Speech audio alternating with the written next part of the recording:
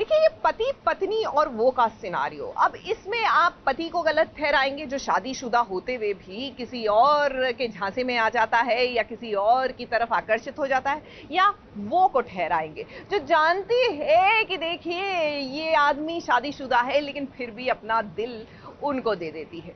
बड़ी ही complicated life है, इसलिए बिल्कुल इस सिचुएशन में पड़ना नहीं चाहिए। लेकिन क्या करें, ये है चाहते में चाहते कॉम्प्लिकेट होने वाली है, क्योंकि रुद्राक्ष खुराना की लाइफ में आ गई है सानिया।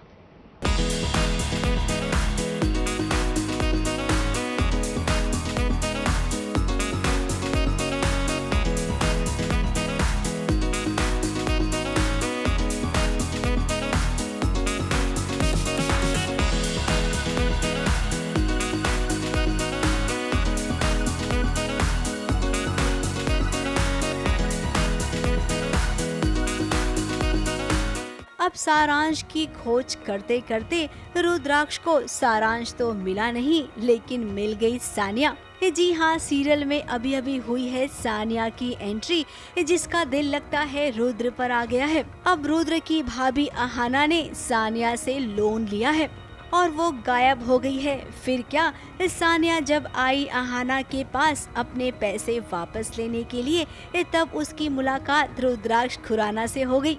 बातें जिस तरीके से सानिया कर रही है और उसका एटीट्यूड देखकर तो ऐसा ही लग रहा है कि इसके दिल में कुछ कुछ हो रहा है रुद्राक्ष को देखकर।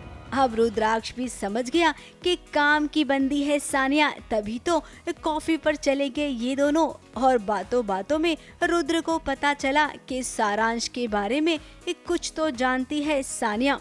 बेसिकली उसको मुझ पर डाउट है, उसे ऐसा लगता है कि मुझे सारांश के बारे में कुछ पता है। सो वो उस इंटेंशन से जो है मुझे कॉफ़ी शॉप ले जाता है, बट मेरा खुद का अपना कुछ एक अलग इंटेंशन होता है, तो इसीलिए मैं चली जाती हूँ। उसे जो चाहिए वो इन्फॉर्मेशन मैं उसको नहीं देती। अब इधर सानिया है, उधर रुद्राक्ष है, तो भाई प्रिशा तेरा क्या होगा? क्योंकि बेचारी प्रिशा तो एक कोशिश कर रही थी कि रुद्र को जल्द से जल्द बताएगी कि अरमान के साथ उसकी शादी नहीं हुई है। अब भाई प्रिशा, तुमने सच में बहुत ही देरी कर दी, क्योंकि ये जो आई है ना सानिया मैडम, वो अब शादी करने की फिराक में रहेगी रुद्र से। मुंबई से कैमरामैन सुजीत मिश्रा के साथ ABP news report. Indian Idol ने भी क्या जश्न मनाया, वाकई में ये जीत का जश्न था, ये आजादी का जश्न था। और इसके बाद जीत का सेहरा जो है वो पवनदीप के सर बांधा गया। जी हाँ, what an amazing day it was. And just in case आप मिस कर गए, इसकी एक झलक संक्षेप में आपको दिखा देते हैं। आखिरकार इंडियन आइडल 12 को मिल ही गया उनका सुरों का सरताज। 12 घंटों के इस मैराथन में आपको कई अलग अलग सुरों के रंग सुनाई दिए होंगे, लेकिन विजेता तो कोई एक ही होता है ना। तो लीजिए जनाब, आप सबके सामने हाजिर हैं इंडियन आइडल 12 के विनर पवनदीप राजन। अभी मम्मी लोग जस्ट अभी लोग गए, उनको छोड़ा, तो हल्का सा भी सोने की कोशिश कर रहा था मैं थोड़ा सा। तो बहुत अच्छा लग रहा है, बहुत खुशी हो रही है कि आप लोग ने इस लायक समझा कि मैं इस ट्रॉफी को उठा सकूं और इसका मान रख सकूं। और आप लोगों का सहयोग, प्यार, ये सब आप लोगों के वोट्स की वजह से ये सब हो पाया है। और मैं कोशिश करूंगा कि आपका भरोसा हमेशा जीवित रखूं। और बहुत कुछ सीखा यहाँ पे इंडियन आइडल में आके, और हमारे गुरुजी लोग ने कमाल की ट्रेनिंग दी हमें और रियाज़ वगैरह। हम लोग एक अपनी तैयारी से आते हैं, और दूसरा कि यहाँ पे आके जो तैयारी होती है वो बहुत ज़्यादा, फिर उसमें एक डिफरेंस आता है और हम लोग को और सीखने को मिलता है। ये सब चीज़ें मैंने बहुत बचपन में सोची थी और वो सब चीज़ें हो रही हैं। तो मेरे को लगता है कि दिल से कोई चीज़ सोच सकते हो, अगर सोचते हो तो वो चीज़ें आपको मिल जाती हैं। और प्रैक्टिस वगैरह तो कर ही रहे थे बाकी, लेकिन एक चाह थी कि इस तरह का कुछ हो। बाकी जीतने की चाह नहीं थी, पर इतने बड़े मंच पे गाने की चाह थी एक बार, वो पूरी हुई। अभी तो सबसे पहले केदारनाथ जाना है घूमने के लिए, उसके बाद वापस आके स्टूडियो वगैरह बनाना है। यहाँ पे आशीष भाई और मैं साथ में म्यूज़िक भी कर रहे हैं, तो वो हम लोग वो गाने बनाएंगे सोच रहे हैं, और शोज़ वगैरह हुए तो वो करेंगे। बाकी ज़िंदगी भर म्यूज़िक ही चलेगा, और इसी की वजह से आप लोगों का प्यार है और यही हम हमेशा करते रहेंगे। पवनदीप, हम तो यही चाहते हैं कि आपका स्टूडियो खोलने का ये सपना जल्द से जल्द पूरा हो। और पवनदीप के बाद SBS की मुलाकात हुई दोनों रनर अप से। जी हाँ, हम बात कर रहे हैं अरुणिता और साइली की, जिनके लिए इंडियन आइडल का ये सफर बड़ा ही यादगार रहा। असली सफ़र और रियल वर्ल्ड तो एक्चुअली अब शुरू होगा मेरे हिसाब से। तो अभी बहुत सारा काम करना है, तो ये ट्रॉफी के साथ बहुत सारी रिस्पॉन्सिबिलिटीज़ भी है कि अभी बहुत अच्छा काम देना है पूरी दुनिया को, जिन्होंने हमेशा मुझे प्यार दिया। सेम मैं बोलना चाहूँगी, ये बहुत बड़ी जिम्मेदारी एक आ गया है अभी, तो इसको मैं पूरी कोशिश करूँगी कि मैं जनता को हमेशा खुश रख पाऊँ। उन्होंने जितना प्यार दिया है वो सब उनके प्यार को मैं जस्टिस कर पाऊँ। मैं मतलब हमेशा उनको खुश रखूँ अपने गानों से। रियलिटी शो की यही प्रथा है कि चाहे कितने भी प्रतियोगी आए, जीतता कोई एक ही है। और हम उम्मीद करते हैं कि इनकी किस्मत इन्हें और चमकने का मौका दे। निशि मिश्रा, ABP न्यूज़, मुंबई। देखिए, असल लाइफ में तो कहते हैं कि जोड़ी ऊपर वाला बनाता है, लेकिन कुछ जोड़ियां एंटरटेनमेंट की दुनिया में वो लोग बनाते हैं। देखने में इतने प्यारे लगते हैं दर्शकों को ये लोग कि बस साथ में आते नहीं कि दिल खुश हो जाता है। और ऐसी ही एक जोड़ी है सिद्धनाज की, यानी कि सिद्धार्थ और अपनी शहनाज गिल की। और दोनों एक साथ आए और खुश कर गए अपने चाहने वालों को। किस तरह, आइए देखिए।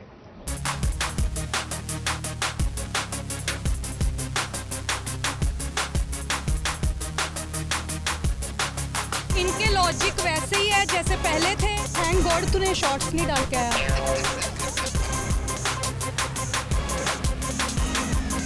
इनका वजन बदला है। मेरे को नहीं पता था, तूने बताया।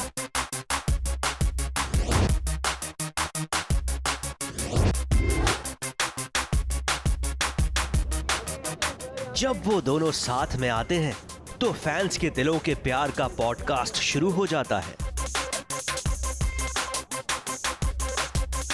जब दोनों एक दूसरे की आंखों को प्यार से आइडेंटिफाई करके दोस्ती का पासवर्ड डालते हैं तो फैंस के दिलों का OTT 24 घंटे स्ट्रीम होता रहता है। क्या लाइन पे। Thank you.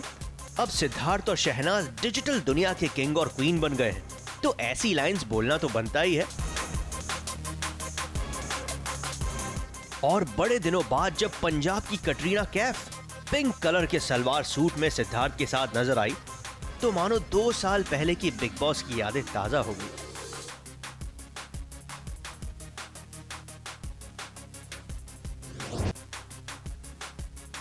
और बिग बॉस को भी पता है कि उनकी आंखों के तारे, बिग बॉस की TRP के बूस्टर कोई और नहीं बल्कि सिद्धनाज ही हैं। इसीलिए तीसरी बार दोनों साथ में बिग बॉस के घर जा रहे हैं। और वहीं बीच में इनकी मुलाकात हुई with none other than SBS originals.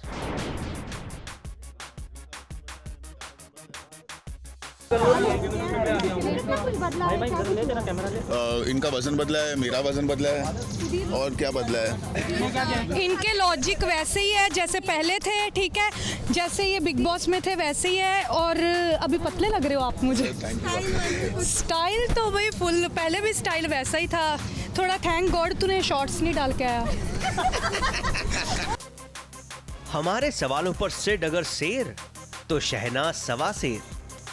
वैसे सुनने में आ रहा है कि दोनों जल्द एक और म्यूजिक वीडियो साथ में कर सकते हैं। और इस बारे में जब हमने सिद्धार्थ से सवाल पूछा तो उन्होंने बड़े ही चालाकी से इसका जवाब दिया।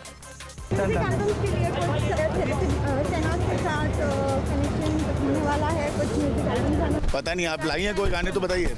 आप कोई गाने लेके आओ तो हम लोग देखें। ठीक है, बस ऐसे प्यार बरसाते रहें।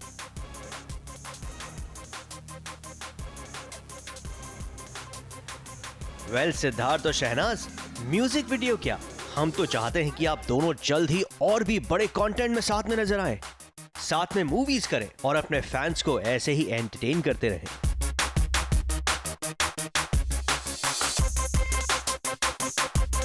मुंबई से रुजाला फर्नांडिस के साथ ABP न्यूज रिपोर्ट।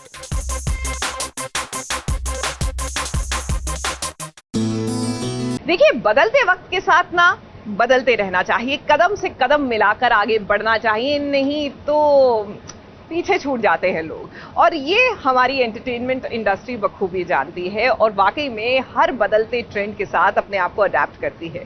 जी हाँ, महाभारत और पोरस जैसे महा एपिसोड्स बनाने वाले सिद्धार्थ कुमार तिवारी ने भी अब एक नई शुरुआत की है। डिजिटल दुनिया में आगाज कर रहे हैं अपने YouTube चैनल के साथ, और ऐसे में क्या होगा खास, आइए इनसे ही जानकर पता लगाते हैं।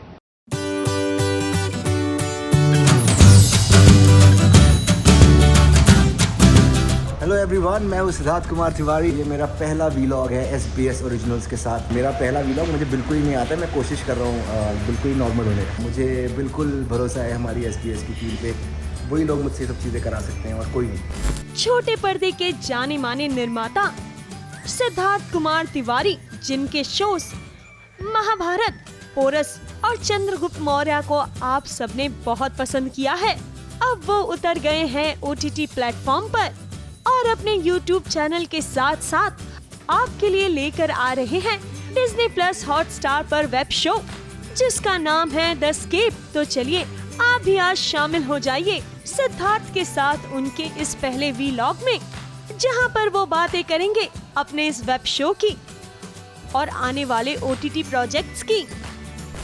हेलो एवरीवन, मैं हूँ सिद्धार्थ कुमार तिवारी और आप आए हैं सास बहू साजिश ओरिजिनल्स पे।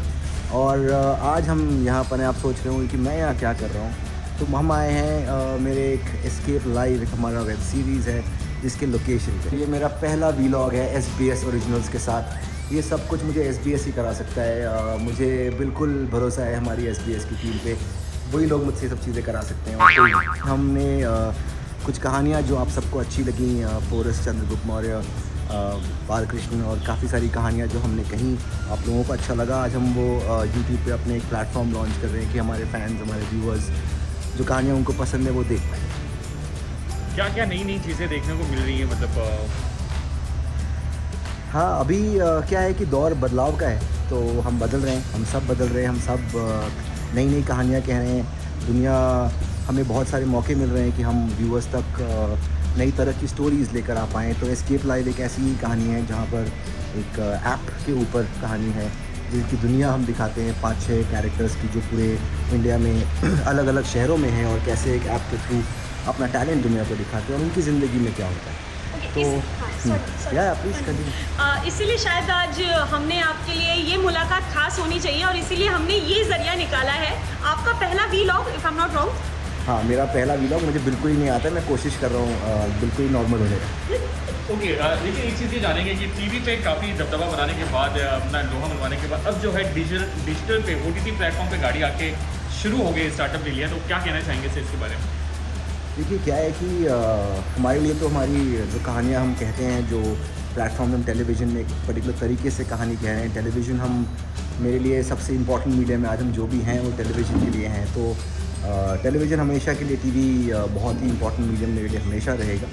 और अब डिजिटल की तरफ भी, हम डिजिटल में भी काम कर रहे हैं, तो इस तरह की कहानियाँ हो रही हैं, हम फिल्मों की तरफ बढ़ रहे हैं, हम एनिमेशन कर रहे हैं, हम काफ़ी सारी चीज़ों में और भी एंटर कर रहे हैं एज ए कंपनी। तो TV का जो बाहुबली है अब OTT का बाहुबली बनने वाला है जी।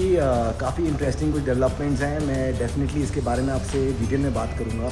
बहुत ही एक्साइटिंग फेज़ चल रहा है हमारे कंपनी की, हमारे लोगों की, हमारी पूरी टीम्स की, और हम बहुत ज़्यादा मेहनत कर रहे हैं कि कुछ नया करें, अपने आप को चैलेंज करें, अपने कंफर्ट जोन में नहीं रहें, कुछ व्यूअर्स को ऐसी कहानियाँ कहें जिससे हमें कहने में बहुत एक्साइटमेंट हो, ना कि हम ऐसे ही कर रहे हैं। तो हाँ, उसके बारे में है, मैं अभी इस चीज़ पे ज़्यादा कमेंट नहीं कर सकता, पर जल्दी I think with in a couple of months I will be talking about it. ये क्या होता है कि हम जब हम महाभारत की कहानी कह रहे होते हैं तो हमें मालूम होता है कि ये 200-250 एपिसोड तो हम मिनिमम कह पाएंगे। अगर हम शायद चाहते तो महाभारत हम 2000 एपिसोड में भी कह पाते थे, कहानी कम पड़ती। पर मैंने उस समय ये सोचा था कि हम कहानी को जल्दी कहें, हम कहानी को बिल्कुल ही लंबा ना खींचें, हम कहानी को बिल्कुल ही हफ्ते दर हफ्ते हाई पॉइंट्स पे ना कहें। यहाँ पर एग्जैक्टली वही कर रहा हूँ मैं कि हम कहानी 8 एपिसोड है, तो सिर्फ 8 एपिसोड हैं, उनको करने में लगभग 2-2.5 साल लग गए हैं एस्केप लाइव में ऑलरेडी। तो फिर कोविड भी आ गया तो उसको लेकर और डिलेज हो गए। सो आई थिंक ओवरऑल ओवरऑल मेरे हिसाब से आई थिंक जो जिस तरीके से हम कहानी कहते हैं बिल्कुल ही अलग तरीका है टेलीविज़न का फॉर्मेट और डिजिटल का फॉर्मेट, तो अडेप्ट करने में, सोचने में, समझने में, और मैं ये लिखा भी ये वाली कहानी खुद ही है और डायरेक्ट मैं ही कर रहा हूँ। तो और ऐसा नहीं कि 2 डायरेक्टर्स कर रहे हैं, पूरी चीज़ मैं खुद अकेले ही कर रहा हूँ। तो इसमें लास्ट बहुत ज़्यादा मेहनत है, आई थिंक बहुत अच्छा चैलेंज है, बहुत एक्साइटेड हूँ मैं, बहुत ही रेस्टलेस हूँ मैं, बहुत अपने आप को खोज रहा हूँ। एस्केप लाइफ की शूट चल रही थी, हम बनारस में थे, हमने 2 दिन शूट की वहाँ पे, और with in the first second day आधी यूनिट को कोविड पॉजिटिव हो गए थे, तो वहाँ से हमको निकलना पड़ा। वो एक रियल एस्केप था हमारा, to take care of the entire team, because सब हमारे साथ थे, हमारी रिस्पॉन्सिबिलिटी है जो हमारे साथ काम करते हैं। तो हमने शूट कॉल ऑफ किया in the middle of the shoot, that was an escape for the betterment. So सारे एस्केप अच्छी चीज़ों के लिए भी हो सकते हैं, तो उनमें से एक ये था। हमने महाभारत किया है, राधा कृष्ण जी की, हमने हमेशा अपने दिल से कहानी कही है और वो हमेशा वर्क की है। तो मेरे लिए सबसे इम्पोर्टेंट ये होता है कि हम अपनी कहानी जो कह रहे हैं उसमें बहुत सोल हो, बहुत हार्ट हो, बहुत प्योरिटी के साथ कही जाए, तो उसको हम कंसिस्टेंट रहते हैं। उसके बाद क्या स्पेसिफिकली खींचेगा ये बोल पाना बहुत मुश्किल है, वरना मैं एस्ट्रोलॉजर बन जाता। मुझे नहीं मालूम कि फ्यूचर क्या है, मुझे नहीं मालूम कि हो सकता है कि हमारी मेहनत आपको पसंद ना आए, जो मैं एक्सपेक्ट नहीं करता हूँ। मेरे को लगता है कि लोगों को पसंद आनी चाहिए, हमारा काम अच्छा लगना चाहिए, एटलीस्ट मुझे मालूम तो पड़ना चाहिए कि क्या सही है क्या गलत हुआ। तो जो भी आउटकम होगा वो मेरे हाथ में एनीवेज नहीं है, और मैं तो यही कोशिश करूँगा कि अपने दिल से अच्छा हम लोग काम करें। पूरी team will give you enough reasons, because वो कहानी के तौर पर अगर मैं देखूँ तो वो राजस्थान में है, अलग अलग characters different parts of India में है, कोई राजस्थान में है, बैंगलोर में, बनारस में, बॉम्बे में, दिल्ली में। ये कहानी अलग अलग किरदारों की जो कभी एक दूसरे से मिलते ही नहीं हैं, पर वो साथ में उनकी कहानियाँ चलती हैं। तो काफ़ी इंटरेस्टिंग सा एक फॉर्मेट है, कुछ नया कोशिश कर रहा हूँ करने का, तो I hope you guys will like it. नहीं, so thank you so much. I am Siddharth Kumar Tiwari. आपने मेरा पहला वीलॉग SBS ओरिजिनल्स के साथ देखा। मैं सिर्फ चाहता हूँ कि पोरस चंद्रगुप्त मौर्य और यूट्यूब पे जो हमने अपना जो आप लोगों के फेवरेट कंटेंट हमने डाला है, मैं चाहता हूँ कि आप सब उसे देखें और हमें बताएं कि और हम क्या करना चाहिए। हम चाह रहे हैं कि हम डायरेक्टली आप सबके लिए कंटेंट बनाएं, और ये बस एक शुरुआत है।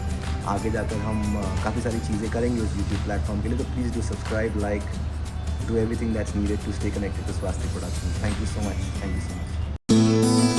सीरियल जिंदगी मेरे घर आना, वेल जिंदगी खुशियां लेकर आ रही है इनके घर, यानी अमृता के घर में, क्योंकि अमृता के देवर को नौकरी मिल गई। अब इसमें कौन सी बड़ी बात है? देखिए, आज के दिन में जिसके पास नौकरी है वो बड़ी बात है, लेकिन पॉइंट की बात यहाँ पे ये है कि ये जो देवर थे ना, ये टोटल महान निकम्मे थे जिनसे किसी को कोई उम्मीद नहीं थी। अब नौकरी मिली है तो जाहिर सी बात है कि ढोल नगाड़ों के साथ आ रहे हैं घर।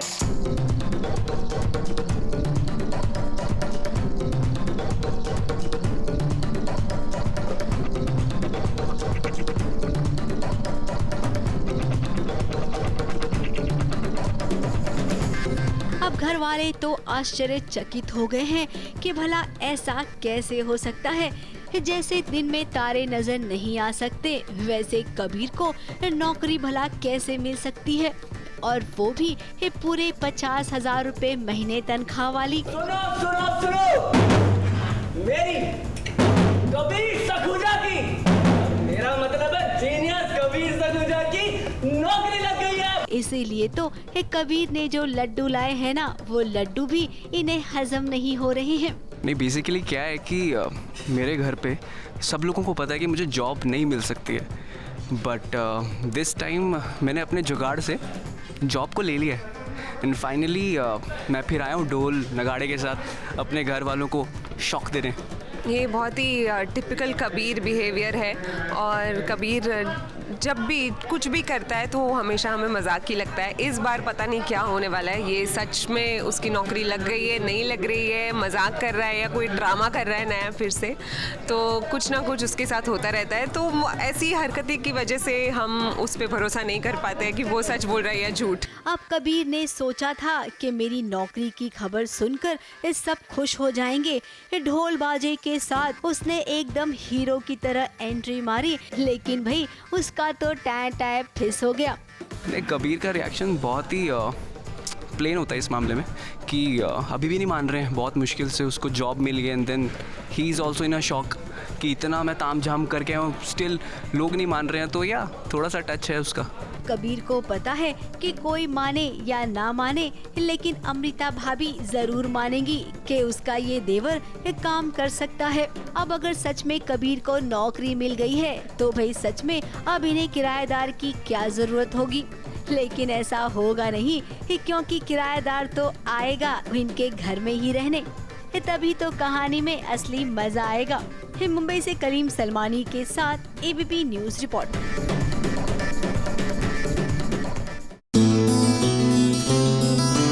देखिए, आपका और हमारा साथ अटूट है और जब जब मैं इस सीरियल की बात करूंगी भाई हमारे साथ की बात तो होगी ही, क्योंकि कहीं ना कहीं आपका और हमारा जो साथ है ना वो मिसाल बन चुका है लोगों के लिए कि साथ हो तो ऐसा हो, नहीं तो नहीं हो। बहरहाल ये सीरियल जो है आज से स्टार भारत पर आ रहा है और इसी के साथ सास बहू की एक अनोखी जोड़ी भी आ रही है जो कहीं ना कहीं प्रेरणा बनेगी कि हो जोड़ी सास बहू की तो ऐसी हो, नहीं तो ना हो। घर में इतना सारा काम पड़ा है और तू है कि यहाँ टाइम पास करे छे।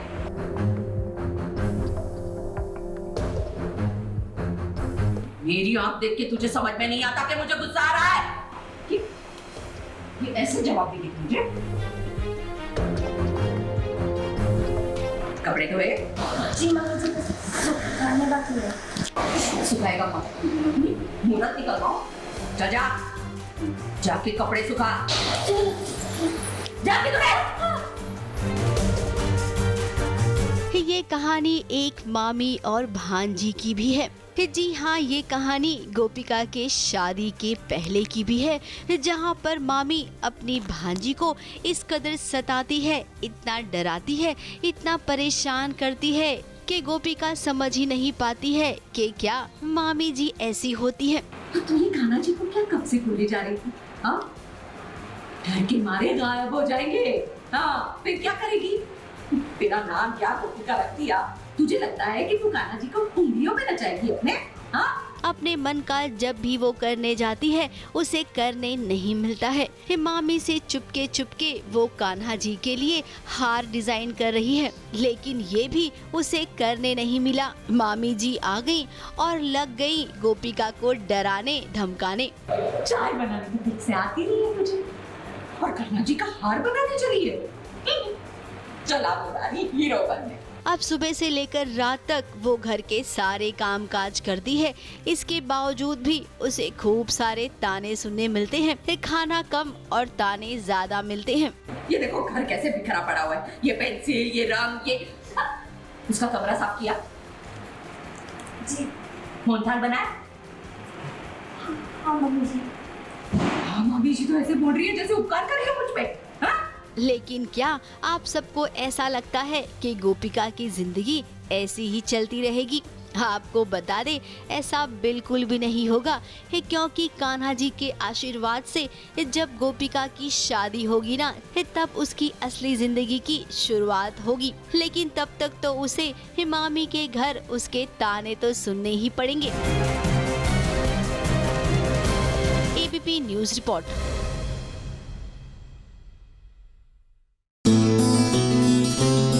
देखिए, जब आप किसी से नाराज होते हैं ना या किसी से आपको गिले शिकवे होते हैं वो क्लियर कर लेने चाहिए। वो क्या है ना कि बात अगर दिल में ही रह जाए तो वो दिल में खटकने लगती है और कुछ ऐसा ही हो रहा है सई और विराट के बीच में। जी हाँ, दोनों एक दूसरे के प्यार में गुम तो बाद में होंगे, पहले इन दोनों के बीच के सवालात और जवाब खत्म हो तो कहानी आगे बढ़े।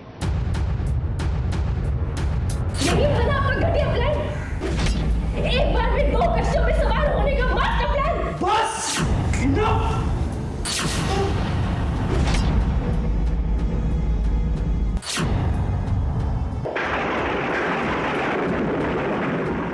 अक्सर सही कुछ बातें ऐसी कर जाती है कि दिल को सच में चोट पहुंचती है। आज उसने क्या सोचा, क्या समझा कि विराट के सामने इतनी बड़ी बात कह दी। विराट 2 कश्तियों में पैर रखकर सवार होना चाहता था। सोचो उसके कहने का मतलब क्या है, एक और पाखी तो दूसरी ओर सई। घटिया प्लान। एक बार में 2 कश्तियों में सवार होने का मास्टर प्लान। बस इनफ। तो से हम यहाँ पहुंचे हैं तब से तो मुझे जलील किए जा रही है। सही, बस हो गया, कुछ नहीं बोला उसका। मेरा हाथ छोड़िए, मुझे दर्द हो रहा है। इस सम्राट घर छोड़कर गया, इसके पीछे की वजह जब सामने आई तो सई ने ऐसी कई बातें की जो उसे नहीं करनी चाहिए थी। अब सई, इतने दिनों से आप विराट के साथ रह रही हैं, तो क्या आप अब तक अपने विराट सर को इतना ही समझ पाई हैं? भले ही विराट ने अब तक तुमसे अपने प्यार का इजहार नहीं किया हो, लेकिन कहीं न कहीं तुम्हें ऐसा नहीं लगता है कि कोई रिश्ता तो है तुम्हारे और विराट के बीच? ऐसा कुछ रिश्ते के लिए बोला नहीं है ना अभी तक विराट सर ने कि he hasn't said I love you, he hasn't said। उन्होंने बहुत पहले एक चीज़ बोली थी कि तुम मेरी पत्नी हो, लेकिन ये रिश्ते मतलब सिर्फ दुनिया के लिए, हमारे तुम्हारे बीच कुछ ऐसा नहीं है। तो जब वो बोला है तो वो बैठ चुकी है बात दिमाग में, और उसको रेक्टिफाई करेक्ट करने के लिए वो जेस्चर्स बहुत करते हैं, लेकिन आउट लाउड नहीं बोला है। And specially when you know कि देयर इज समवन एल्स किसी की लाइफ में, तो why will you interfere in someone's life? तो वो पर्सपेक्टिव है इसका। तो इसलिए ना ही इसके लिए एनिवर्सरी है, ना ही इसके लिए हनीमून है। हाँ, खुश है सही क्योंकि उसको सम्राट दादा मिल गए।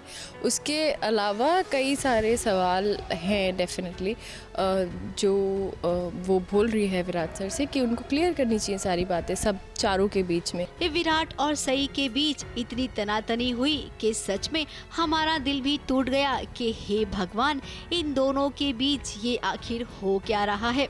अब कहानी जिस तरह से आगे बढ़ रही है उसमें तो यही दिखाया जाएगा कि पाखी और विराट को मिलाने के लिए सई ऐसा कर रही है, लेकिन सई ये करने से पहले तुम ये तो जान लो कि विराट पाखी के साथ रहना चाहता है या नहीं। और रही बात सम्राट की, तो विराट और आप दोनों मिलकर इसका सॉल्यूशन निकाल सकते हैं। लड़ने झगड़ने से कुछ नहीं होगा, केवल आप दोनों को दर्द मिलेगा। मुंबई से निशी मिश्रा के साथ एबीपी न्यूज रिपोर्ट। देखिए, गिले शिकवे ना नहीं रखने चाहिए, ये तो हमने आपको पहले भी कहा, क्योंकि दिल में वो नासूर की तरह चुभते हैं। और शायद यही वजह है कि हमारे दर्श और नंदिनी, आपकी नजरों में के दर्श और नंदिनी गीले होते हुए गीले शिकवे, मेरा मतलब है गिले शिकवे जो है वो दूर कर रहे हैं। बड़ा ही रोमांटिक सा क्यूट सा सीन है, देख लीजिए ना।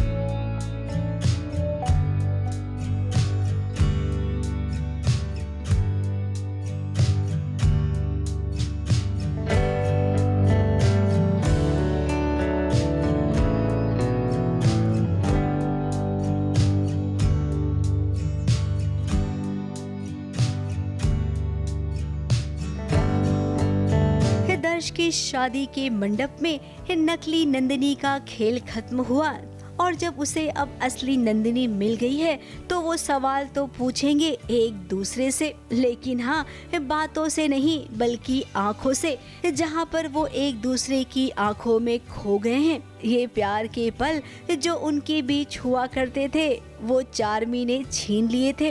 वैसे काफ़ी रोमांटिक जेस्चर है, हम ना हाथ तोड़ के, बट नो ऑफ कोर्स वो डेस्परेशन है टू नॉट लेट हर गो। उसको मतलब वो चाहता है कि नंदिनी, अब पता चल गया है कि ये नंदिनी है, तो ऑफ कोर्स प्यार करता है, तो वो चाहता नहीं है कि वो उसकी लाइफ से दूर जाए, तो उसके लिए he is ready to do anything, तो that is why he comes. अब कुछ लाइफ में चाहिए हो तो खून पसीना बहाना पड़ता है, पसीना पहले ही बहुत बहा चुके हैं, अब खून बहा रहे हैं। अब इन्हें एहसास हुआ है कि सच में कोई न कोई कनेक्शन तो है इनका, तभी तो इतना सब कुछ होने के बाद भी भगवान ने इनकी जोड़ी को फिर से बना दी।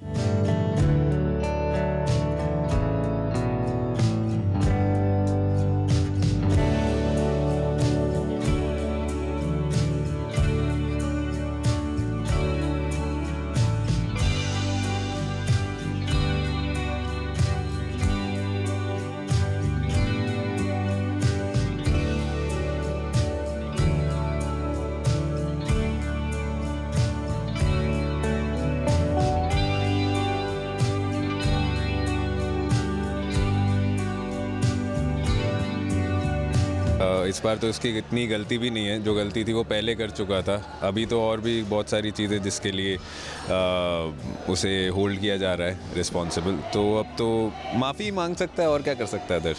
क्या कुछ नहीं हुआ इन दोनों के बीच, लेकिन अब वो तकरार, वो लड़ाई, वो सब कुछ भूलकर ये जिंदगी में आगे बढ़ेंगे। अब इन्हें लगता है कि सब कुछ ठीक हो गया है, लेकिन ऐसा होगा नहीं, क्योंकि आगे दर्श की मां के साथ बहुत बड़ा कुछ होने वाला है, जिसका इल्जाम किस पर लगेगा ये हम आपको अभी नहीं बताएंगे। मुंबई से निशी मिश्रा के साथ एबीपी न्यूज रिपोर्ट।